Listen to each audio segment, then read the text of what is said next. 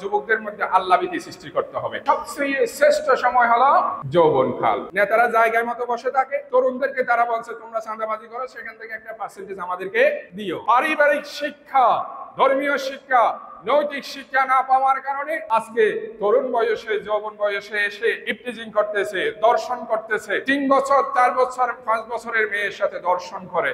তাহলে এরা কি মানুষ নাকি পশু? এদের পশুরকে হার মানায়। তাহলে একটা মানুষের কয়টা জীবন চক্র পেলাম আমরা, কয়টা স্তর পেলাম? 3টা। একটা হলো শৈশবকাল বা শিশুকাল, আরেকটা যৌবনকাল, আরেকটা হলো বার্ধক্যকাল। তাহলে আজকে আমাদের আলোচনার বিষয় কোনটা নিয়ে? যৌবনকাল নিয়ে। আর এই 3টা স্তরের মধ্যে সবচেয়ে শ্রেষ্ঠ সময় হলো যৌবনকাল। কারণ এই যৌবন এবং তারুণ্য শক্তি দিয়ে মানুষ গড়তে পারে, বিনির্মাণ করতে পারে, সভ্যতা বিনির্মাণ করতে পারে, ইতিহাস রচনা করতে পারে। আমরা যদি ইতিহাসের দিকে তাকাই, তাহলে সেই সৃষ্টির সূচনা লগ্ন থেকে সর্বশেষ 2024 সালের এই জুলাই অভ্যুত্থান পর্যন্ত আমরা যদি দেখি, তাহলে প্রতিটা পরতে পরতে, যুগে যুগে যাদেরকে নিয়ে সভ্যতা রচিত হয়েছে, যাদেরকে নিয়ে ইতিহাস রচিত হয়েছে, তাদেরকে নিয়ে, এই বয়স্ক, শিশু, এদেরকে নিয়ে নাকি তরুণদেরকে নিয়ে? আপনারা কথা বলতেছেন না, মুরব্বীরা বলতেছেন আমরা সেই তারুণ্য হারিয়ে ফেলছি, এখন আমাদেরকে সেই কথা বলে লাভ কি? তরুণদেরকে নিয়ে কি হয়েছে? ইতিহাস রচিত হয়েছে। কারণ তরুণরাই ইতিহাস রচনা করতে পারে। আমরা দেখেছি না, সেই দীর্ঘ 15 বছর বৃদ্ধরা আন্দোলন করেছে, সংগ্রাম করেছে, কিন্তু তারা ইতিহাস রচনা করতে পারে নাই। বাংলাদেশে পারেছে? পারে নাই। সেই 2024-এর সেই এই জুলাই অভ্যুত্থানে তরুণরা বিশ্ববিদ্যালয়, কলেজ পড়ুয়া, মাদ্রাসা পড়ুয়া, কওমি, সরকারি, খেটে খাওয়া মানুষ, সর্বস্তরের তরুণ প্রজন্ম যখন ঝাঁপিয়ে পড়েছে সেই বেশিরভাগ সরকারের উৎখাত করার জন্য, এই তারুণ্যের ঢেউর মধ্যে তারা বেসে গিয়ে সেই বাংলাদেশ থেকে ইন্ডিয়া গিয়ে তারা কি করেছে? পালিয়ে চলে যেতে বাধ্য হয়েছে, ঠিক কিনা? তাহলে এটা কিসের শক্তি? তারুণ্যের শক্তি। এই জন্য তারুণ্যের প্রতি ইসলামে অনেক গুরুত্ব দিয়েছে। রাসূলুল্লাহ সাল্লাল্লাহু আলাইহি ওয়াসাল্লাম তার একজন সাহাবীকে উপদেশ দিয়ে বললেন, ইগতানিম খামসান ক্বাবলা খামসিন, হে আমার সাহাবী, তুমি 5টা জিনিস চলে যাওয়ার পূর্বে 5টা জিনিসের উপর তুমি কি করো? গুরুত্ব আরোপ করো। প্রথম নম্বর হলো শাবাবাকা ক্বাবলা হারামিকা, তোমার জীবনের বার্ধক্য আসার পূর্বে তোমার তারুণ্যকে, তোমার যৌবনকালকে তুমি কি করো? গনিমত হিসাবে মনে করো। সেই তারুণ্য আজীবন থাকবে না, সেই যৌবনকাল আজীবন থাকবে না। 15 থেকে 40 সালে কত বছর হয়? 15 বছর। একজন মানুষ 80 বছর বাঁচে, 70 বছর বাঁচে, তাহলে তার এই 70-80 বছরের জীবনের মধ্যে সবচেয়ে গুরুত্বপূর্ণ সময় হলো কয় বছর? 15 বছর। এই তারুণ্য যদি হারিয়ে ফেলে, তরুণ শক্তি যখন চলে যাবে, মানুষের আর মর্যাদা থাকে না, পরিবারের মধ্যে মুরব্বীদের সম্মান থাকে না, মুরব্বীদের কদর থাকে না। যখন তাদের এনার্জি ছিল, যখন তারা টাকা পয়সা ইনকাম করতে পারতেন, তাদের স্ত্রী, সন্তান, পাড়া প্রতিবেশী, আত্মীয় স্বজন সবাই তাদেরকে সম্মান করত, কদর করত। এই জন্য রাসূল সাল্লাল্লাহু আলাইহি সাল্লাম বলেছেন, ইগতানিম খামসান ক্বাবলা খামসিন, 5টা বিষয় আসার পূর্বে 5টা বিষয়ের উপর গুরুত্ব আরোপ করো। প্রথম নম্বর হলো শাবাবাকা ক্বাবলা হারামিকা। 5টার মধ্যে প্রথম নম্বর রাসূল সাল্লাল্লাহু আলাইহি সাল্লামের তারুণ্যের কথা বলেছেন, যৌবনের কথা বলেছেন। বার্ধক্য আসার পূর্বে তোমার তারুণ্যর প্রতি তুমি গুরুত্ব দাও, যৌবনকালকে তুমি কাজে লাগাও। এই হেলে দুলে যৌবনকালকে তুমি নষ্ট করো না। নারীদের পিছনে ঘোরাফেরা করে, ইফটিজিং করে, চায়ের দোকানে গাল গল্প গুজব করে, বেকারত্ব জীবন যাপন করে তোমার সেই তারুণ্য শক্তিকে তুমি নষ্ট করো না। এই তারুণ্য শক্তি দিয়ে তোমার দুনিয়া এবং আখিরাত দুইটা তোমাকে অর্জন করতে হবে। এই জন্য তো আল্লাহ কোরআনে বলেছেন, রব্বানা আতিনা ফিদ দুনিয়া হাসানাতাও ওয়া ফিল আখিরাতি হাসানা। তাহলে দুনিয়া অর্জন করার সময় যৌবন বয়সে, তরুণ বয়সে, আখিরাত অর্জন করার সময়ও তরুণ বয়সে। সেটা আমরা আজকে প্রমাণ করবো ইনশাআল্লাহ। ইসলামের মধ্যে তারুণ্যের অনেক গুরুত্ব রয়েছে, কারণ এই তারুণ্য হলো আপনার এই জাতির চালিকা শক্তি এবং তারা হলো জাতির স্পন্দন এবং হৃদয়ের স্পন্দন এবং প্রাণ। এই তরুণরাই দেশের উত্থান পতন এগুলা রচনা করে। আমরা দেখি রাসূল সাল্লাল্লাহু আলাইহি ওয়াসাল্লামও দেখি যখন ইসলাম ধর্ম তিনি প্রচার করতে গিয়েছিলেন, মুরব্বীরা কষ্ট আনিয়েন না, যারা মুরব্বী ছিল সেই আরব সমাজের মধ্যে সেই মুরব্বীরা রাসূল সাল্লাল্লাহু আলাইহি ওয়াসাল্লামকে কষ্ট দিয়েছিল। তার আহ্বানে ইসলাম ধর্ম গ্রহণ করে নাই, সাড়া দেয় নাই, বরং তারা বিভিন্ন জায়গায় পরতে তারা বিরোধিতা করেছিল। কারা? যারা সমাজের মুরব্বী, তথাকথিত মুরব্বী, আবু লাহাব, উতবা, সাইবা এইরকম যারা ছিল তারাই বিরোধিতা করেছিল। একমাত্র সেই সময়ের যুবকরা, তরুণরাই রাসূল সাল্লাল্লাহু আলাইহি ইসলামের সেই দ্বীনের আহ্বানে সাড়া দিয়েছিল। সুবহানাল্লাহ বলি আমরা। যেমন আমরা যদি একটু খেয়াল করি, হযরত আবু বকর রাদিয়াল্লাহু তাআলা আনহু তরুণ বয়স কত বছর বলছিলেন মনে আছে আপনাদের? 15 থেকে কত? 40 ভুলে গেছেন। হাইরে, যৌবনকাল কত বছর? 15 থেকে 40, এই 15 বছর এই রাসূল সাল্লাল্লাহু আলাইহি ইসলামের হাতে যারা ইসলাম ধর্ম গ্রহণ করেছেন, হযরত আবু বকর রাদিয়াল্লাহু তাআলা আনহু 37 বছর বয়সে, তরুণ না নাকি বার্ধক্য বয়সে? তরুণ বয়সে। হযরত ওমর রাদিয়াল্লাহু তাআলা আনহু 27 বছর বয়সে ইসলাম ধর্ম গ্রহণ করেছেন। হযরত আলী রাদিয়াল্লাহু তাআলা আনহু 10 বছর বয়সে, এবং হযরত ওসমান রাদিয়াল্লাহু তাআলা আনহু 34 বছর বয়সে ইসলাম ধর্ম গ্রহণ করেছিলেন। সুবহানাল্লাহ বলি আমরা। তালহা ইবনে উবাইদুল্লাহ রাদিয়াল্লাহু তাআলা আনহু 14 বছর বয়সে, সাঈদ ইবনে যায়েদ রাদিয়াল্লাহু তাআলা আনহু 15 বছর বয়সে, এবং জুবাইর ইবনে আওয়াম 16 বছর বয়সে, সাআদ ইবনে আবি ওয়াক্কাস রাদিয়াল্লাহু তাআলা আনহু 17 বছর বয়সে ইসলাম ধর্ম গ্রহণ করে রাসূল সাল্লাল্লাহু আলাইহি ওয়াসাল্লামকে তারা কি করেছিলেন? দ্বীন প্রচারের কাজে সহযোগিতা করেছিলেন। সুবহানাল্লাহ। তাহলে আমরা দেখি এই আমাদের ইসলামের সূচনা লগ্ন তরুণরা রাসূল সাল্লাল্লাহু আলাইহি ইসলামের আহ্বানে সাড়া দিয়েছিলেন, এবং তারা সেই যুগে রাসূল সাল্লাল্লাহু আলাইহি ইসলামকে কোমর বেঁধে সহযোগিতা করেছিলেন দ্বীনের জন্য। তারা বিভিন্ন যুদ্ধের ময়দানে তরুণরা গিয়েছিলেন, সেই বদর এবং উহুদ, খন্দকে এবং হুদাইবিয়া, এই সমস্ত যুদ্ধের মধ্যে তরুণরা স্বতঃস্ফূর্তভাবে অংশগ্রহণ করে ইতিহাসের মধ্যে তারা সোনালী ইতিহাস রচনা করে গেছেন। সুবহানাল্লাহ। এরপরে যদি আমরা দেখি রাসূল সাল্লাল্লাহু আলাইহি ওয়াসাল্লামের যুগে এবং তারপরে তরুণদেরকে রাসূল সাল্লাল্লাহু আলাইহি ইসলাম কিভাবে মূল্যায়ন করেছেন আমরা দেখি। যেমন সম্রাট হিরাক্লিয়াসের বিরুদ্ধে ওসামা ইবনে যায়েদকে গভর্নর করে, আপনার সেনাপতি করে 18 বছর বয়সে সম্রাট হিরাক্লিয়াসের বিরুদ্ধে ওসামা ইবনে যায়েদকে কয় বছর বয়সে? 18 বছর বয়সে সেনাপতির দায়িত্ব দিয়েছিলেন। তারপরে আত্তাব ইবনে ওসামাকে 20 বছর বয়সে তিনি তাকে মক্কার গভর্নর বানিয়েছিলেন। এরপরে আব্দুল্লাহ ইবনে জিয়াদকে 23 বছর বয়সে খোরাসানের গভর্নর নিযুক্ত করেছিলেন। মুআজ ইবনে জাবালকে 30 বছর বয়সে ইয়ামানের গভর্নর নিযুক্ত করেছিলেন। সুবহানাল্লাহ। তাহলে রাসূল সাল্লাল্লাহু আলাইহি ওয়াসাল্লামও তরুণদেরকে কি করেছিলেন? গুরুত্ব দিয়েছিলেন। তরুণদেরকে রাষ্ট্রীয় বিভিন্ন গুরুত্বপূর্ণ দায়িত্ব তাদের হাতে অর্পণ করেছিলেন। সেই 2024 আগস্টের পরে যখন আমাদের কয়েকজন তরুণকে যখন উপদেষ্টা নিয়োগ দেওয়া হয়েছিল, তথাকথিত কিছু মুরব্বী সমালোচনা করেছিল, এই ছোট ছোট বাচ্চারা কিভাবে রাষ্ট্র পরিচালনা করবে। তখন সেই সময় জমায় আমি তীব্র তাদের প্রতিবাদ জানিয়েছিলাম। তাদেরকে আমি বলেছিলাম, এই রাসূল সাল্লাল্লাহু আলাইহি ওয়াসাল্লাম তরুণদেরকে কিভাবে রাষ্ট্র পরিচালনা এবং সেনাবাহিনীর প্রধান নিযুক্ত করেছিলেন এই 14 বছর, 15 বছর, 18 বছরে। সুতরাং আজকে আমাদের যারা নাহিদেরা যারা আছে তারা সবাই গ্রাজুয়েশন প্রাপ্ত, ইউনিভার্সিটি থেকে অনার্স মাস্টার শেষ করেছে। মমতাজ যদি সংসদ সদস্য হতে পারে, তাহলে আমার বিশ্ববিদ্যালয়, ঢাকা বিশ্ববিদ্যালয় থেকে পাশ করা, গ্রাজুয়েশন করা সেই আপনার জ্ঞানী গুণী সেই তরুণরা কেন রাষ্ট্র পরিচালনার দায়িত্ব পালন করতে পারবে না? আমি সেই কঠোরভাবে সেটা কি করেছিলাম? প্রতিবাদ জানিয়েছিলাম। সম্মানিত উপস্থিতি, শুধু তাই নয়, আমরা জানি ইতিহাসের দিকে যদি আমরা তাকাই, নেপোলিয়ন যে ইতালি জয় করেছিলেন কত বছর বয়সে? 25 বছর বয়সে। তারপরে বিজ্ঞানী আইনস্টাইন যে আপনার আপেক্ষিক তত্ত্ব যিনি যে আবিষ্কার করেছিলেন 16 বছর বয়সের মধ্যে।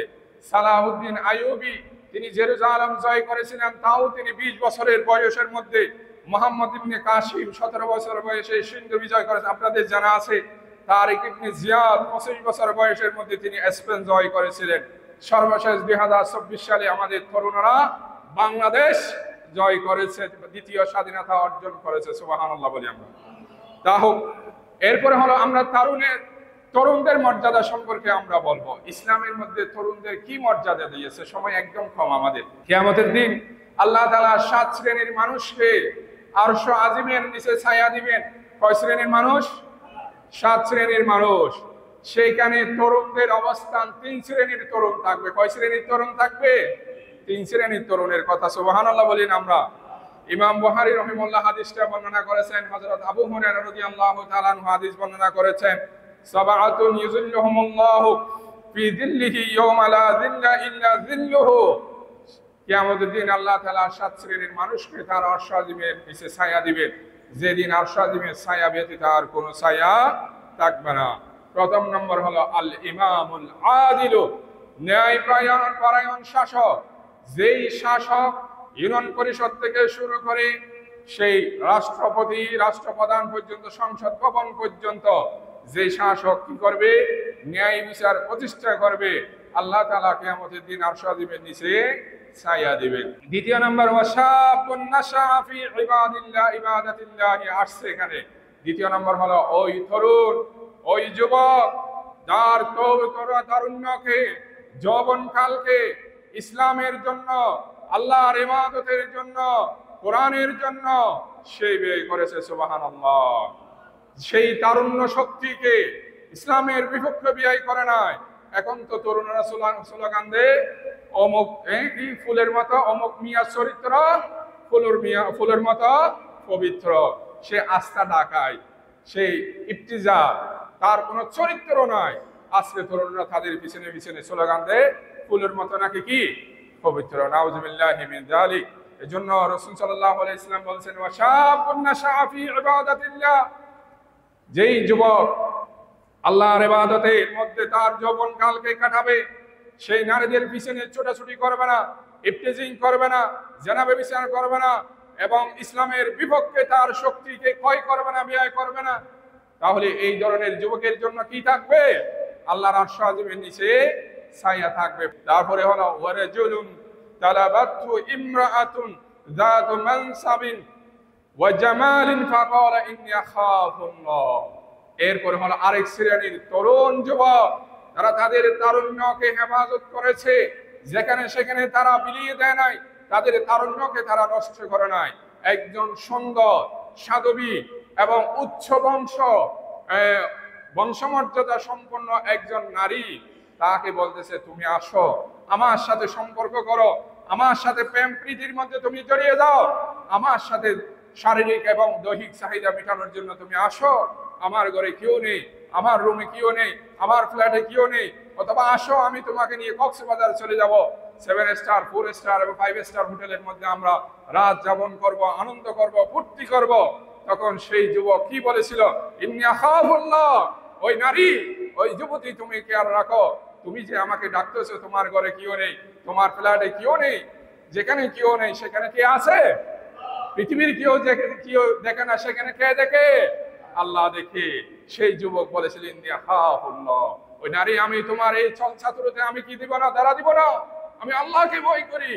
যে পুরুষ সে তার যৌবনতাকে, তার তারুণ্যকে এইভাবে সংরক্ষণ করেছিল, এই ধরনের যুবককেও আল্লাহ তাআলা আরশ আজিমের নিচে কি দিবেন? ছায়া দিবেন। এরপর হলো ওয়ারাজুলুন তাসাদদাকা আখফা হাত্তা লা তা'লামা শিমালুহু মা তুনফিকু ইয়ামিনুহু। ওই ধরনের মানুষ, যে মানুষ এমন গোপনীয়তার সাথে ব্যয় করেছে, ডান হাতে কি ব্যয় করে বাম হাতও জানে না। আমাদের সময় একদম শেষের দিকে। তারপরে ওয়ারাজুলুন যাকারাল্লাহ খালিয়ান ফাফাদাত আইনাহু। আরেক শ্রেণীর মানুষ হলো ওই মানুষ যারা ঘরের দরজা জানালা বন্ধ করে দিয়ে, লাইট বন্ধ করে দিয়ে, অন্ধকার প্রকোষ্ঠে জীবনে কত গুনাহ করেছি, অন্যায় কাজ করেছি, এটা বলে বলে চোখের পানি ফেলে ফেলে আল্লাহর দরবারে কান্না করবে, তওবা করবে। এই ধরনের বান্দাকে আল্লাহ তাআলা আরশ আজিমের নিচে ছায়া দিবে। সুবহানাল্লাহ। আমাদের জীবনে গুনাহ হয় নাই? গুনাহ নাই? তাহলে আমাদেরকে কি করতে হবে?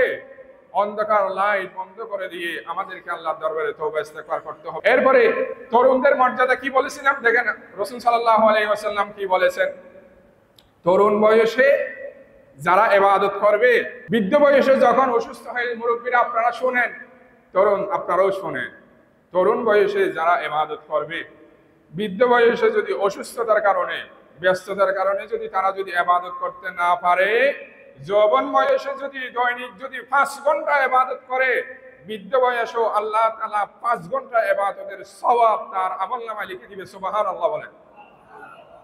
ইজা কানাল আবদু ইয়ামালু আমালান সালিহান ফাশাগালাহু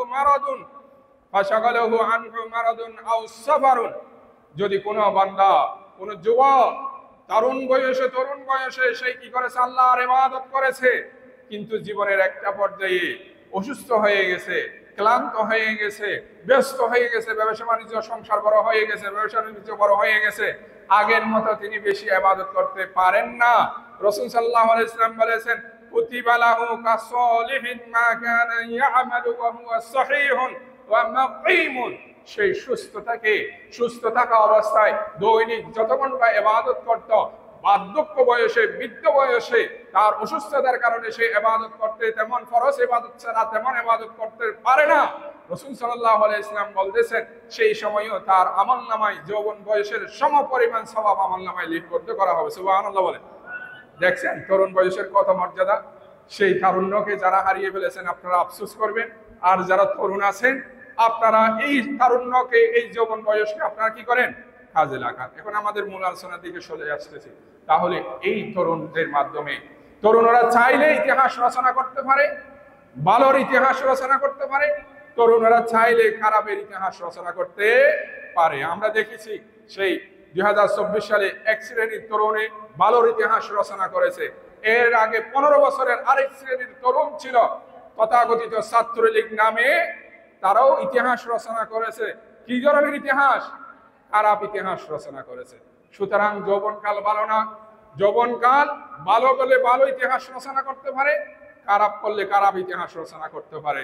এই জন্য কি করতে হবে আমাদের, সেই তারুণ্য যেন নষ্ট না হয়, তারুণ্যের যখন অবক্ষয় না হয়, আমাদেরকে সেটা খেয়াল রাখতে হবে। এখন কি কারণে সেই নৈতিক অবক্ষয় হচ্ছে আমাদের সমাজে, তরুণরা নষ্ট হয়ে যাচ্ছে, কয়টা কারণে, আমরা কয়েকটি কারণ এখানে তুলে ধরবো। প্রথম নম্বর কারণ হলো, খেয়াল করতে হবে, পাত্র পাত্রী নির্বাচনে আমাদের কি ত্রুটি। আমরা পাত্রী নির্বাচিত করি, তাদের ঘরের মধ্যে যদি আমার শ্বশুর মারা যায় তাহলে সম্পদ কিভাবে পাবো, দোকান কয়টা পাবো, ব্যাংক ব্যালেন্স কয়টা পাবো, স্থাবর অস্থাবর সম্পদ কত পাবো, নায়িকার মতো কিনা, সুন্দর কিনা, লম্বা কত, চ্যাপটা কত, এইগুলাই আমরা দেখি, ঠিক কিনা? আমরা দেখি এই নারী নামাজ জানে কিনা, এই নারী কোরআন তেলাওয়াত জানে কিনা, তার আদাব আহলাক কেমন, সেটাকে আমরা দেখি, খুব কমই দেখি। দেখলে এগুলা একদম লাস্টে দিয়ে, শুরুতে হবে সুন্দর কিনা, তার আভিজাত্য কেন, সেটা কি মন্ত্রীর মেয়ে, এমপি মন্ত্রীর সাথে তাদের কানেকশন আছে কিনা, চৌধুরী বংশের কিনা, এইভাবে। আবার যারা মেয়ের পক্ষে তারা পাত্র খোঁজে, পাত্র নামাজি কিনা, দিনদার কিনা, সেটা খোঁজে না, পাত্র সরকারি চাকরি করে কিনা। আমার বন্ধু সরকারি রাগ করিয়েন না, উনিও সরকারি কলেজের অধ্যাপক। পাত্র সরকারি চাকরিজীবী কিনা সেটা খোঁজে, পাত্র লম্বা আছে কিনা, সুন্দর কিনা। সুতরাং যেখানে যেই ভূমিতে আমরা আবাদ করব, ফসল বপন করব, বীজ বপন করব, সেই ভূমি যদি উর্বর না হয়, সেই ভূমি যদি ভালো না হয়, সেখান থেকে যতই উন্নত মানের বীজ বপন করেন না কেন আপনি, সেখান থেকে যে বীজ উঠবে গজাবে, সেই বীজ কি ভালো আসবে, ভালো সেখান থেকে ভালো ফল উৎপাদন হবে না। সুতরাং আমরা যে বউ হিসাবে যে মেয়েকে আনবো, অথবা পাত্র হিসাবে যে স্বামী হবু স্বামীকে আমরা বাছাই করব, সেটাকে আমাদেরকে দিনদারিত্ব কি দিতে হবে, প্রায়োরিটি দিতে হবে। 1 নাম্বার দিনদারিত্ব দেখতে হবে। আপনি আনছেন এমন মহিলাকে যে পর্দা করে না, যার চরিত্র নেই, সে বিয়ের আগে আর কয়জনের সাথে কি করেছে, প্রেম প্রীতি করে তার যৌবনকালকে নষ্ট করে দিছে, এমন নারীকে আপনি যদি আনেন, সেখান থেকে যেগুলো আসবে সেগুলো তো খবিস আখবাস আসবে, দুষ্ট আসবে, সেটাই তো বড় হয়ে কি হবে? সেটা কি ওমর ইবনে খাত্তাবের মতো হবে, আবু বকরের মতো হবে, সেটা আবু জেহেলের মতো হবে, উতবা সাহেবের মতো হবে? যেভাবে আমরা দেখতেছি সমাজের মধ্যে আজকে যারা চাঁদাবাজি করে, দুর্নীতি করে, রাহাজানি করে, আপনি এদের ইতিহাস খুঁজে দেখেন, এদের পিতামাতার চরিত্র খুঁজে দেখেন, তাদের পিতামাতার চরিত্র কেমন? তাদের পিতামাতার চরিত্র বলা নাই বিদায় তারা সেই পারিবারিক শিক্ষা, ধর্মীয় শিক্ষা, নৈতিক শিক্ষা না পাওয়ার কারণে আজকে তরুণ বয়সে, যৌবন বয়সে এসে ইফটিজিং করতেছে, দর্শন করতেছে। 3 বছর, 4 বছর, 5 বছরের মেয়ের সাথে দর্শন করে। তাহলে এরা কি মানুষ নাকি পশু? এদের পশুরকে হার মানায়। পশু এই ধরনের কোনো কাজ করেছে ইতিহাসে জানা নেই, কিন্তু পশুত্বকে হার মানিয়েছে তারা। তার কারণ কি? আমরা যেই জায়গায় আমাদের যে পুত্রদের জন্য পুত্রবধূ বাছাই করেছি, অথবা মেয়ের জন্য জামাই পাত্র বাছাই করেছি, সেই বাছাইয়ের মধ্যে আমাদের কি আছে? ত্রুটি আছে। সময় কমের কারণে আমরা বিস্তারিত বর্ণনা করতে পারতেছি না। দ্বিতীয় নম্বর, সবগুলো এখানে কোরআন হাদিস আছে। এরপরে হলো ধর্মীয় নৈতিক শিক্ষার অভাব, ত্রুটিযুক্ত শিক্ষা ব্যবস্থা। আমরা দেখি বিগত সরকারের, জালিম সরকারের এই 15 বছরের আমলের মধ্যে ধর্মীয় শিক্ষাকে সংকুচিত করতে করতে তারা কোনো জায়গা রাখে নাই। ধর্ম শিক্ষাকে উচ্ছেদ করে দেওয়া হয়েছে। ধর্ম শিক্ষার পরীক্ষা হবে না, এমনি নামে মাত্র রাখা হয়েছে, তাও ধর্ম শিক্ষা না, তার নাম দেওয়া হয়েছে নৈতিক শিক্ষা। মাদ্রাসার সিলেবাসকে সংকুচিত করা হয়েছে। তাহলে দীর্ঘ সেই 15 বছর এই আমাদের যেই তরুণ ছেলেরা ছিল, শিশু কিশোররা ছিল, তাদেরকে ধর্মীয় শিক্ষা এবং নৈতিক শিক্ষা না থাকার কারণে আজকে তারা যখন তরুণ হয়ে পৌঁছেছে, তাদের মধ্যে মানবিকতা নাই, তাদের মধ্যে ইসলামের দরদ নেই, জাহান্নামের ভয় নেই তাদের। এই জন্য তারা আজকে দর্শন, দুর্নীতি, রাহাজানি, চাঁদাবাজি এগুলা করতেছে। তাহলে দ্বিতীয় নম্বর কারণ আমরা কি পেলাম? ধর্মীয় নৈতিক শিক্ষার অভাবের কারণে আজকে তরুণদের অবক্ষয় ঘটতেছে। তরুণরা আজকে খারাপ কাজের মধ্যে জড়িত হচ্ছে।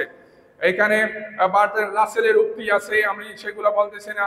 সে বলেছে, তোমরা যদি তোমাদের সন্তানদেরকে 3টা আর শিক্ষা দাও, রিডিং, রাইটিং এবং আরেকটা হলো আর্থমেটিক, তুমি তাদেরকে পড়ার সুযোগ দাও, লিখা শিখাও এবং অঙ্ক করা শিখাও।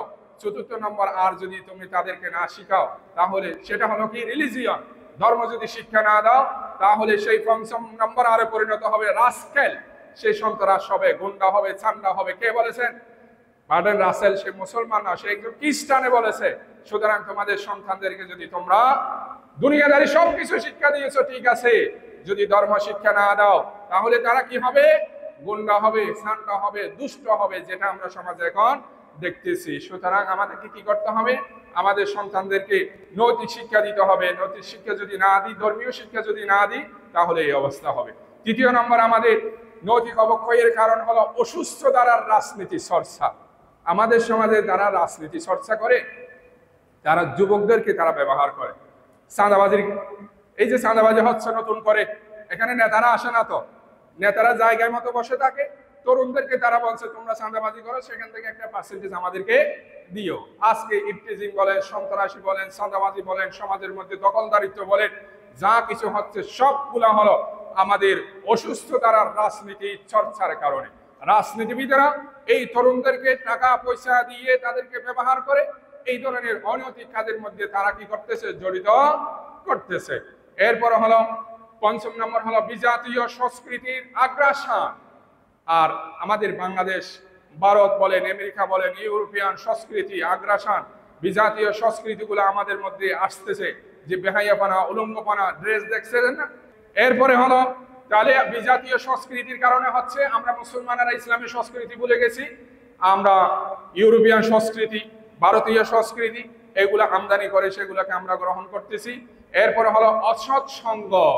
এটাও একটা আমাদের তরুণ প্রজন্ম নষ্ট হওয়ার আরেকটা কারণ। আমাদের সন্তানেরা স্কুলে যাচ্ছে, কলেজে যাচ্ছে, আমরা পিতামাতারা খবর রাখি না আমার সন্তান কার সাথে মেলামেশা করতেছে, কাকে বন্ধু হিসেবে গ্রহণ করতেছে। যাকে বন্ধু হিসেবে গ্রহণ করতেছে সেই নামাজি কিনা, সেই মুত্তাকি কিনা, সেই ভালো ছেলে কিনা, সেটা আমরা খেয়াল করি না। সুতরাং খারাপদের সাথে মেশানোর কারণে বন্ধু সিগারেট টানে, বন্ধু বলে এই তুমিও এক টান দাও না, আজকে এক টান, কালকে 2 টান, পরশু বলে এখন তুমি একটা খাও।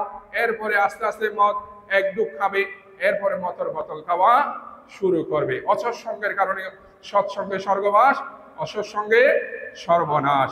প্রশাসনিক দুর্বলতা, আমাদের দেশে যারা প্রশাসক হয়েছে তারা এই সমস্ত তরুণরা নষ্ট হওয়ার পিছনে প্রশাসন জড়িত, তারা কঠোর হস্তে এই ধরনের অন্যায় অনৈতিক কাজে তারা প্রতিবাদ জানায় না, তাদেরকে অ্যারেস্ট করে না। একজন ব্যক্তি দর্শন করেছে, দর্শনের আসামি সে, 10 বছরও তার মামলা সাজা হয় না। এটা কোন ধরনের আদালত? 30 দিন 15 দিনের ভিতরে সেটা একটা মামলা করতে পারে না, মামলার এটা নিষ্পত্তি করতে পারে না। সুতরাং সেই যখন 10 বছর থাকবে, তার দল যখন ক্ষমতায় আসবে, দলের ক্ষমতার বলে সে আবার আইনের ফাঁক দিয়ে বের হবে, বের হয়ে আবার চাঁদাবাজি, আবার দর্শন, আবার রাহাজানি। তাহলে আমাদের দেশের মধ্যে কি নাই? আইনের যথাযথ প্রয়োগ নাই। এরপর হলো পারিবারিক কারণও আছে, আমরা আমাদের সন্তানদের দিকে খেয়াল রাখি না। এরপরে সামাজিক কারণ, অর্থনৈতিক কারণ, সময়ে স্বল্পতার কারণে আসলে বলা সম্ভব হচ্ছে না। এরপর প্রতিকার। তাহলে আমরা যদি আমাদের তরুণ সমাজকে যদি সেখান থেকে অবক্ষয় থেকে, তাদের খারাপ চরিত্র থেকে আমরা কিভাবে তাদেরকে ফিরে আনতে পারি, এই ক্ষেত্রে কয়েকটা পয়েন্ট হলো, যুবকদের মধ্যে আল্লাহভীতি সৃষ্টি করতে হবে।